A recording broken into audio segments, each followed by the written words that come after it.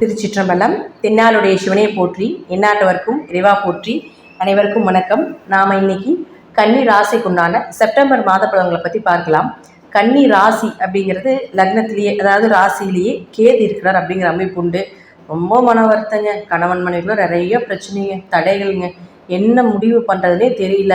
வாழலாமா வேண்டாமா, அல்லது சன்னியாசியாக போயிடலாமா? ஏன்னா கேது சன்னியாசி கிரகம். கேது எந்த இடத்தில் எந்த ராசியை பிடிக்கின்றார்களோ அந்த நபரை கண்டிப்பாக ஒரு நல்வழிப்படுத்தி ஒரு ஆன்மீகவாதியாகவும் அல்லது ஒரு நல்ல இறை வழிபாடு செய்யக்கூடிய ஒரு தன்மையும் ஏற்படுத்தி கொடுத்து விடுவார்.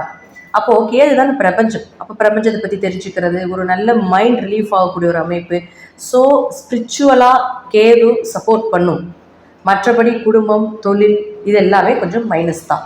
இப்போ இந்த கேது கன்னி ராசி அப்படின்னு பார்த்தீங்கன்னா, உங்களுடைய ராசி அதிபதி புதன். அவர் வேற 23ஆம் தேதி வரைக்கும் 12ஆம் வீட்டில் இருக்கார். இந்த கன்னி ராசிக்கு புதன் யாருன்னா தொழிலை கொடுக்கக்கூடிய கிரகம், தன்னை பற்றி சொல்லக்கூடிய கிரகம். இது ரெண்டுமே 12ல் போய் வந்துட்டு 23ஆம் தேதி வரைக்கும்.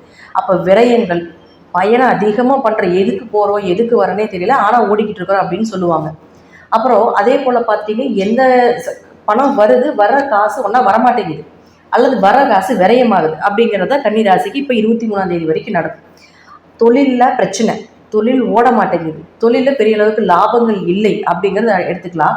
அல்லது தொழில் ரீதியாக ஒரு விரைய செலவுகள் நடந்து கொண்டே இருக்குது அப்படிங்கிறது முற்றிலும் உண்மை. அடுத்து பாருங்கள், இந்த புதன் உங்களுடைய ராசிக்குள்ள 23ஆம் தேதிக்கு மேலே என்ட்ரி ஆகிறார். அப்போது இந்த புதன் இங்கே வரும்பொழுது ஆட்சி உச்ச பலம் பெறுகிறார். அப்போ யாரோடு இருக்காரு? கேதுவோடு இருக்கார். அதாவது ராசி அதிபதி ராசிய வீட்டுக்கு வரும் பொழுது பெயர், புகழ், மதிப்பு இதெல்லாமே அதிகமாகும் அப்படிங்கிறது உண்மை. ஆனாலும் கேது அங்கே இருக்கிறதுனால தடைக்கு பின்பு இதெல்லாம் கிடைக்கும் அப்படிங்கிறத நம்ம எடுத்துக்கலாம். இந்த புதன் இங்கே இருந்து இங்கே எப்போ வராரோ அப்போதான் ஓரளவுக்கு உங்களுக்கு ரிலீஃப் அப்படிங்கிறது நம்ம எடுத்துக்கணும். ஏன்னா இந்த வீட்டில் இருந்தாலும் கேதுனுடைய தன்மைகளை கொடுத்து ஒரு மனக்கசப்புகளை கொடுத்து தான் மறுபடியும் மாற்றி கொடுக்குமே தவிர எடுத்துன்னா டோட்டல் ரிலீஃப் அப்படிங்கிறது இந்த புதன் இங்கே வரும்பொழுது கண்டிப்பாக நடக்கும். அடுத்தது பாருங்க, 2 மற்றும் 9ஆம் அதிபதினு சொல்லக்கூடிய சுக்கிரன். இந்த சுக்கிரன் 18ஆம் தேதி வரைக்கும் இங்கே தான் இருக்கார். நீச நிலை, நீசம்னா வலு இல்லாமல் இருக்காருன்னு அர்த்தம். அப்போது 2 அப்படிங்கிறது குடும்பம், வாக்கு, உங்களுடைய பணம், உங்களுடைய பொருளாதாரம் இதெல்லாமே இங்கே இருக்கிற வரைக்கும், நீசமாக இருக்கிற வரைக்கும் அந்த இது சார்ந்த விஷயங்கள் எல்லாமே உங்களுக்கு நடக்காது அப்படிங்கிறது தான் உண்மை. பேச்சில் கவனமாக இருக்கணும். பொருளாதாரம் கொஞ்சம் சிறப்பில்லாமல் தான் இருக்கும். பணம் கொடுக்கல் வாங்கல பிரச்சனை இருக்கும். பணமே வரமாட்டேங்குது, வந்தாலும் விரையும் அப்படிங்கிற அமைப்பு தான் உண்டு. அதே போல் அவரே உங்களுக்கு 9ஆம் அதிபதியும் ஆகிறதுனால அப்பாவுக்கு ஏதாவது ஒரு மருத்துவ செலவுகள், அப்பாவுக்கு ஏதாவது சில கண்டங்கள், உயர்கல்வி சார்ந்த விஷயத்தில் கொஞ்சம் தடை தாமதங்கள் ஏற்படுது. அதே போல் பார்த்தீங்கன்னா நல்ல குரு அமையறது இல்லை, என்ன பண்ணாலும் ரொம்ப அலைச்சலாக இருக்குது அப்படிங்கிறது ஏற்படுத்தி கொடுத்து விடுவார்.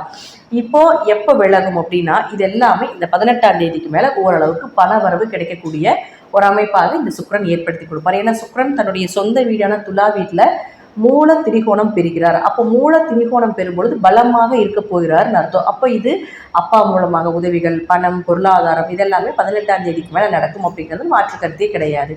அடுத்தது 3 மற்றும் 8ஆம் அதிபதினு சொல்லக்கூடிய செவ்வாய் 10ஆம் வீட்டில் இருக்கார். பொதுவாக 3 குறைவர் போய் 10ல் இருந்தார்னு வச்சுக்கோங்களேன், தொழிலுக்காக ரொம்ப முயற்சி, தொழிலுக்காக பயங்கர எஃபர்ட் போடுவாங்க. ஆனால் அந்த எஃபர்ட் எல்லாமே இந்த லக்னம், லக்னாதிபதி மறைந்திருக்கக்கூடிய காலகட்டத்தில், ராசி அதிபதி மறைந்திருக்கக்கூடிய காலகட்டத்தில் உழைப்பு மட்டும்தான் இருக்கும், முயற்சிகள் மட்டும்தான் இருக்கும். கொஞ்சம் காரியம் அப்படிங்கிறது கொஞ்சம் குறைவாக தான், காரிய ஜெயமாகிறது கொஞ்சம் குறைவாகதாக இருக்கும்.